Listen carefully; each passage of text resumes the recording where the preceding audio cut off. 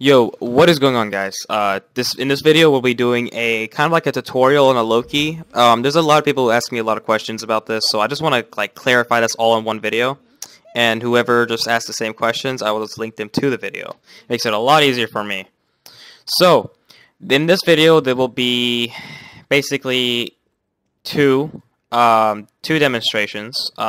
One will be about why do I max my 1 instead of my 3, and why do I max my 3 instead of my 1? Why do I put 4 points in my 2? Why do I not upgrade my ult? And the second part is how to combo with Loki, and basically as well with auto canceling or whatever. So the parts are in the description, so if you already know why, then just skip it. And yeah, I'll see you there. Alright, so I will now demonstrate why I max my 1 instead of my 3, and why do I put 4 points into my 2, and and why do I not upgrade my ult as I go. So my 1, okay, so the reason why I max my 1 instead of my 3 is because my 1 deals more damage, while my 3 has a cooldown reduction as you upgrade it. So if I would like to attack consistently, if you're like, for example, Loki jungle who needs to gank constantly and be in a fight constantly, you want to max your 3 because of the cooldown. You are sacrificing more power, or sacrificing power for cooldown of your 3. But ultimately, you might deal more, I guess, but you will not deal more damage to an individual altogether. So, max your 1, more power, no cooldown reduction. Max your 3, you get cooldown reduction, but less power compared to your 1. Now, you don't know why my 1 does so much, or the reason why my 1 deals more damage than my 3 is because of this. So, damage per tick, that's 100. 100 times 4, that's 400. My 3... 260. There you go. So, as you can tell, see, it says 220 plus 40. Now, assuming with no protections. No protections, nothing like that. And just with Jones Wrath. It deals more damage. My 1 will deal more damage than Aim Strike. However, if you max your 1 as well, you're sacrificing Burst for more damage. Now, there's a difference between Burst and in damage. For example, burst means how fast you can kill someone, right? Your 3 is an instant 260. That's a burst. Your 1 is a DPS, as in it does damage over time, which means that they still have time to heal themselves or do something to avoid the extra damage that's going to hit them. So my 1 deals more damage than my 3, however, it doesn't actually kill fast. It's like a dot over time. So with your 3, you would instantly deal 260 damage. With your 1, however, it takes time. As you can tell, it's a dot. So my 1 deals more damage, but my 3 has burst. So there's a difference. The reason why Loki is like really good is because he has dot and burst potential. Gods with dot tends to deal more damage than burst. So yeah, that's why I upgrade my 1. For example, if I'm a Loki ADC, I usually max my 1 for that poke damage. Because if there's an Apollo, if this Odin was right here, right? He is waiting for this to happen. Whenever you use your 3, you are exposing yourself and you're telling them, hey, I'm going to be attacking you.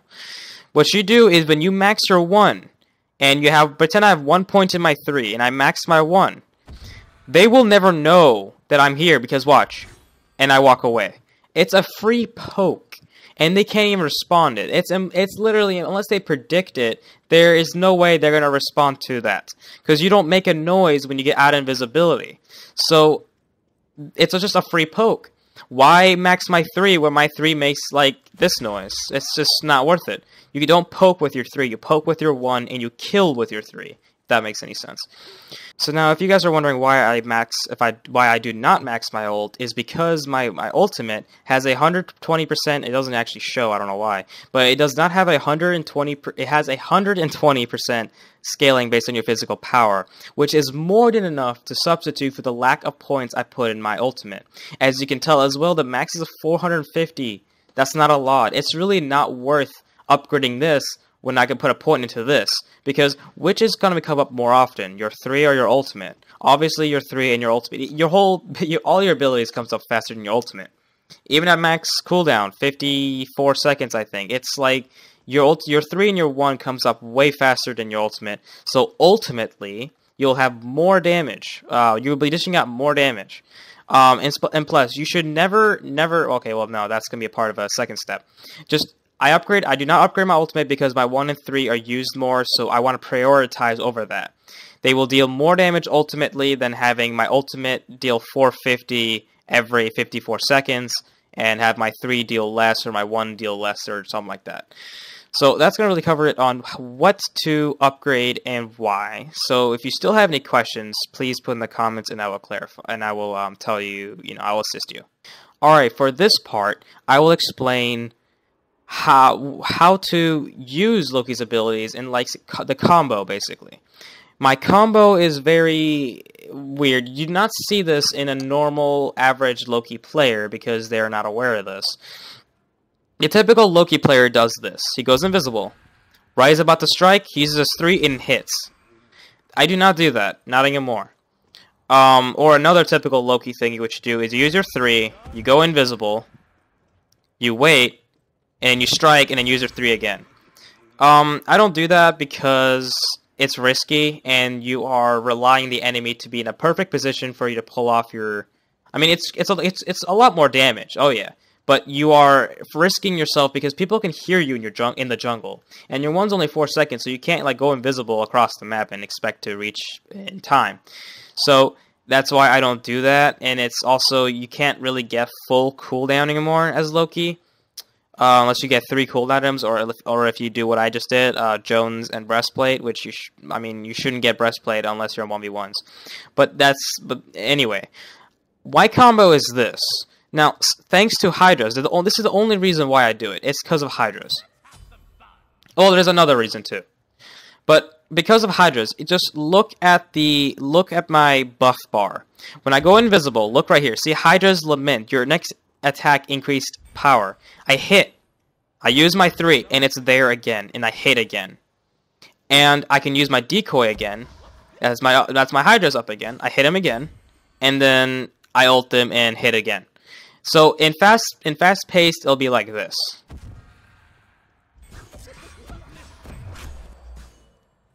I just activated Hydra's 4 times in less than 2 seconds. So that's really good.